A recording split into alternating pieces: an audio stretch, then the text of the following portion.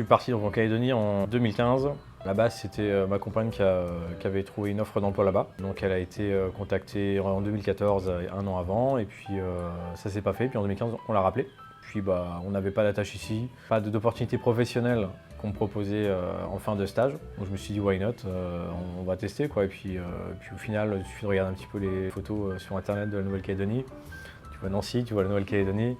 Bon, ça donne envie quoi, donc c'était l'occasion ou jamais d'aller découvrir quelque chose. Donc voilà, mais j'avais pas de boulot qui m'attendait là-bas, on est allé un peu à l'aventure. Ouais, ça a été dur. Quand je suis arrivé sur place, j'ai déjà ouvert ce qu'on appelle une patente, c'est comme une auto-entreprise ici, dans la photo pour que je puisse générer un peu de revenus. Mais j'ai trouvé qu'un boulot de community manager 8 mois après que je sois arrivé, donc ça a été long, surtout que le coût de la vie là-bas est super cher. Ça a duré 2 ans et demi à peu près, mais toujours en gardant une activité à côté de photographe et puis une création d'un blog à côté.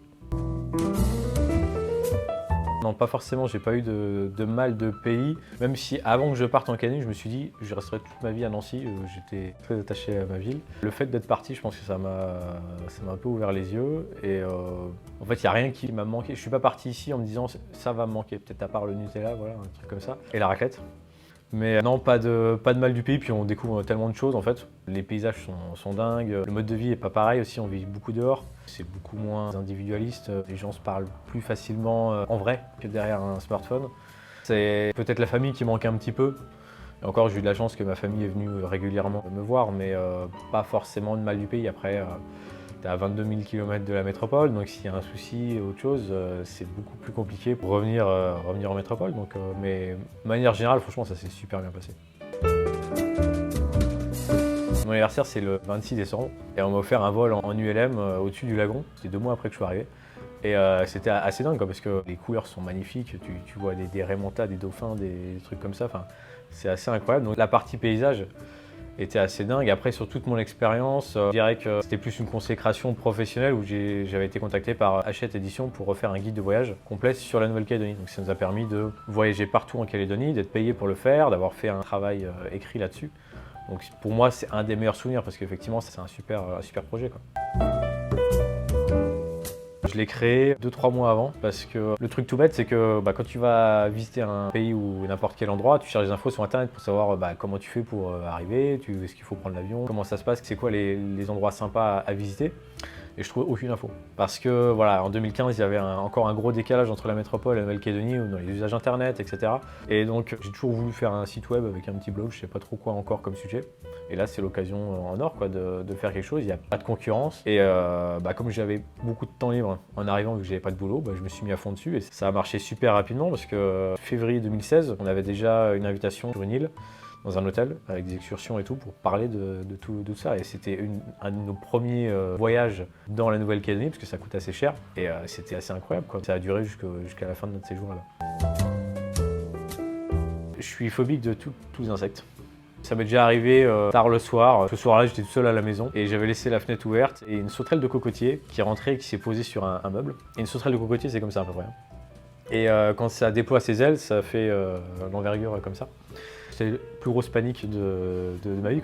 Et donc il a fallu que j'appelle le voisin, enfin bref voilà. Et sinon, un truc un peu plus sérieux quand même, c'était un cyclone. Parce que voilà, t'es dans une région tropicale, donc les cyclones, ça revient assez souvent. T'as une saison de octobre à mars à peu près. C'était pendant une semaine où on travaillait justement pour l'écriture du guide papier pour l'édition Hachette. Et pas de bol, pendant cette semaine-là, il y a un cyclone qui est apparu. Et on était au milieu de la Grande Terre et c'était là où passait l'œil du cyclone. Donc ça a été une soirée, une nuit où t'as beaucoup de vent, beaucoup de pluie. Et ça a été assez perturbant parce que quand t'as l'œil qui passe, alors les gens pensent que c'est l'enfer dans l'œil. En fait, l'œil, il se passe rien. C'est un cyclone, ça tourne. Et au centre, il n'y a pas de vent. Mais dès que tu rentres dans le cyclone, c'est les vents les plus rapides. Et donc le piège, c'est que quand l'œil arrive, tous les vents s'arrêtent. Et donc voilà, tu te dis, le cyclone est passé, on va dehors, quoi. Sauf que le temps qui passe, ça peut peut-être durer 10 minutes, un quart d'heure, 20 minutes. Il se passe rien, mais ça reprend d'un coup en fait. Les vents reviennent direct à 200 km/h d'un coup, quoi. Donc ça a été compliqué parce qu'on était dans un petit logement de vacances. T'as l'eau qui s'infiltre de partout, t'as tout qui claque. Voilà, c'est assez stressant comme première expérience de cyclone, on va dire. T'as l'île des Pins et Ouvéa qui sont vraiment des plages magnifiques. Ouvéa, je l'avais repéré avant que j'arrive en Nouvelle-Calédonie. C'est une plage de sable fin, c'est du sucre glace qui fait 15 km de long. Et t'as personne en fait, en Nouvelle-Calédonie, c'est ça qui est bien, t'as pas de tourisme de masse. Et donc tu as une plage de 15 km de long, eau turquoise, sucre glace, perte de vue. C'est incroyable, tu es seul au monde, t'as personne qui t'embête, tu entends juste le bruit des vagues et tout. Enfin, l'île des Pins, c'est pareil, c'est notre premier voyage, vraiment voyage qu'on a fait là-bas. Et on a fait des excursions, on était nager avec les dauphins, avec les tortues, des eaux à 30 degrés. C'est assez incroyable, tu as une piscine naturelle là-bas, c'est un petit bassin où tu as plein de poissons, tu es vraiment comme dans un aquarium et tu te balades dedans. Enfin, c'est la découverte du paysage qui est vraiment incroyable, quoi. Le rythme est totalement différent. Moi qui étais très grasse mat, j'ai oublié tout ça parce qu'en fait, le soleil il se lève plus tôt et il se couche plus tôt. Même en été, le soleil va se coucher à 19 h. Et donc, effectivement, le rythme est différent. Tu commences le travail à 6h30, 7h parce que tu te lèves beaucoup plus tôt. À 4h30, 5h, il commence à faire jour. Et tu finis la journée, il est 16h, quoi, on va dire. Donc, tu as un rythme de travail différent. Après, honnêtement, à Nouméa, par rapport à Nancy, alors effectivement, tu as le climat, le décor, mais le mode de vie est quasiment le même. Tu as peut-être juste la société de consommation qui est différente parce que tout est importé, tout n'est pas forcément accessible, tout est plus cher aussi. J'ai pas eu l'impression d'avoir un choc culturel en vivant à Nouméa. C'est la métropole au soleil, on va dire. Le week-end, moi je vais sur un îlot à 10 minutes de Nouméa, tu prends le bateau, tu vas sur un îlot, je vais faire du kitesurf, tu fais la bronzette, quoi. Puis tu finis par boire un mojito sur la plage dans le bar, quoi. C'est une autre vie, quoi, par rapport à ici, quoi.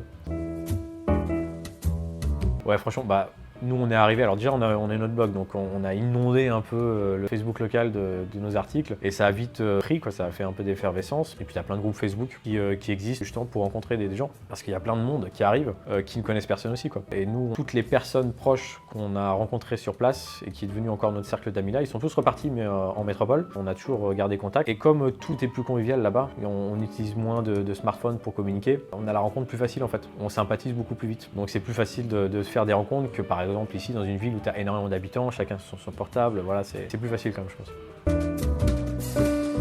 Je suis rentré en France à cause de l'emploi local parce que j'étais contractuel et au bout de 3 ans, mon CDD s'est arrêté et j'ai pas été renouvelé parce que quelqu'un né sur l'île avait tenu ma place. Et puis il y avait un sentiment de lassitude, voilà, on est sur une île, donc au bout d'un moment tu tournes un petit peu en rond, même s'il y a des choses extraordinaires à faire, hein, mais voilà, on s'est dit que c'était l'occasion pour faire d'autres projets professionnels. Donc on s'est dit qu'on allait rentrer en métropole pour pas longtemps. Après le Covid est arrivé. Il y a eu beaucoup de peine quand même quand on est reparti parce qu'on a laissé des amis, voilà, et puis c'est une tranche de vie quand même assez incroyable. Mais aujourd'hui, ouais, clairement, si c'est à refaire, je pense que je resterai là-bas. Ouais. On se rend pas compte de ce qu'on a tant qu'on le perd pas, quoi, en fait. Si, le choc était assez incroyable parce que le climat et puis le monde, j'ai toujours été très citadin et c'était limite angoissant. Je voulais plus sortir la journée, encore moins le week-end parce que la rue Saint-Jean, t'es obligé de faire des zigzags partout, t'as du monde partout, dans les magasins, c'est une horreur. Et là-bas, tu vis tout le temps dehors et t'es tranquille. Quand tu vas sur un îlot et que tu vois un bateau avec une famille, tu dis merde, on n'est pas tout seul, quoi, voilà. Déjà avoir un peu d'économie forcément parce que ça coûte très très cher. Rien que pour aller faire ses courses, c'est entre 30 et 60% plus cher qu'en France. Au moins avoir peut-être par exemple 6 mois d'économie pour tenir, sachant que tu payes ton billet d'avion et tu te gardes 1000 € pour quoi qu'il arrive pour payer ton billet retour. Et avoir peut-être une idée quand même de ce que tu veux faire comme métier. Si vraiment tu as des compétences particulières qui peuvent être recherchées, ça peut être facile de démarcher des employeurs depuis la métropole. Si c'est des compétences plus passe-partout, tu es obligé d'aller sur place, de chercher toi-même. Et puis après, tout dépend si tu veux te déplacer en scooter ou en voiture. Voilà, la voiture c'est plus sympa parce que si tu veux aller visiter un peu une voiture, c'est quand même bien. Trouver des colocs assez facilement, partir avec des amis pour essayer de rendre ça un peu moins cher et puis repérer un minimum, se renseigner déjà sur la vie sur place parce que ça peut être différent quand même, les démarches, voilà, il y a plein de choses qui diffèrent, ne serait-ce que la sécurité sociale par exemple, c'est pas la même, voilà, la monnaie c'est pas l'euro et surtout être ouvert d'esprit parce que c'est pas la métropole et qu'il y a des choses qui se passent pas du tout pareil, voilà, des coutumes, des traditions, t'as un mode de vie qu'il faut respecter là-bas et si t'arrives en tant que métropolitain dire bah non pourquoi vous faites ça comme ça c'est nul, voilà, faut être un peu tolérant et ouvert d'esprit. Alors avant l'académie, je t'aurais dit la ville, maintenant c'est la nature. Voiture. En groupe quand même, c'est plus sympa. Ouais. Je vais dire plage, je pense. Photo. La Nouvelle-Calédonie. Moi j'ai tendance à tout organiser, à laisser peu de place à l'imprévu.